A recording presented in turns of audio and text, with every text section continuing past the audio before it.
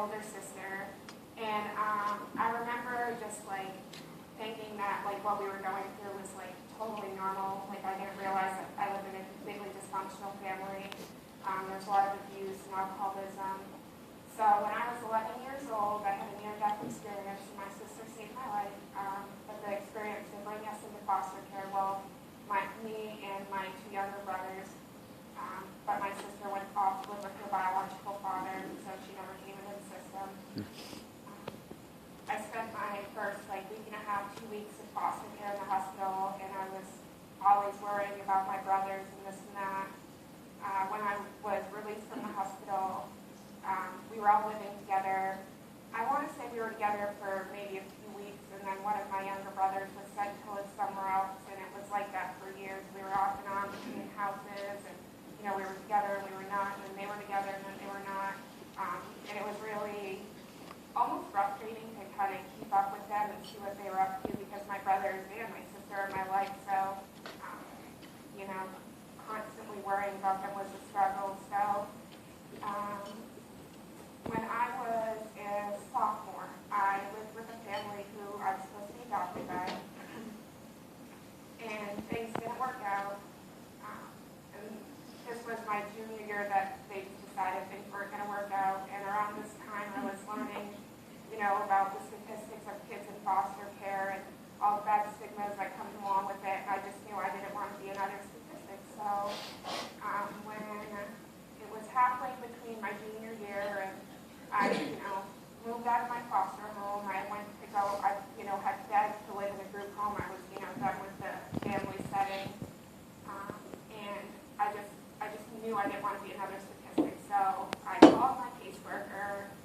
I moved into a group home. I transferred schools, but that was a struggle because the school didn't want me there. They, saw my transcript, and I had also gone to just high schools alone. I think at this point I'd gone to 6 or 7 high schools, 5 of which were just September to January of my freshman year.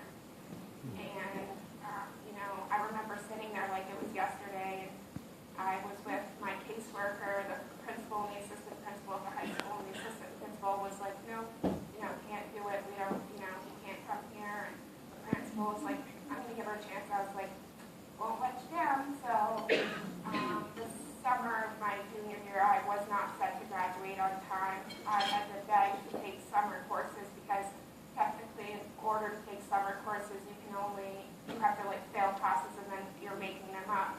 But they let me take up summer classes. I spent my whole summer, not even part of it, the entire summer taking summer courses.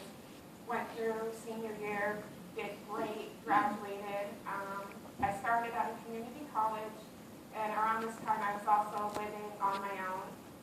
In Maine we have a V9 agreement, which is something similar to an extended foster care, and if you sign up there, they help you with your housing and your education costs, so that was great. But it wasn't enough. So my first year of college, I worked 40, 50-hour weeks, did awful in school, and my first semester I did completely awful. I was like, okay, I can turn around, do it again, but things weren't changing. The money situation wasn't different. So second semester, still did that, and then the summer, that's my lease was running after that September, and so I was, at the fair one day talking with my the family who adopted my brothers. So when they were adopted, I just felt like a sense of relief, like I could focus on myself. I also started getting more involved. This was all junior year. I apologize. And I was talking to her, and she was like, what are you going to do when your lease is up? I said, I really just don't even know. I can't do this anymore. She said, come live with us, focus on school, cut all your costs in a Ford. And I was like, okay, do that. So I moved in, and I started focusing more on school and me, and I got to see my brothers all the time, so that was great. And I also got another brother, because the family who adopted, my brothers had a biological son, so I was really thankful for that. I also, since I was able to focus more on school, I transferred from community college to the University of Southern Maine, where I'm currently completing my bachelor's in social worker, and I'm minoring in women and gender studies.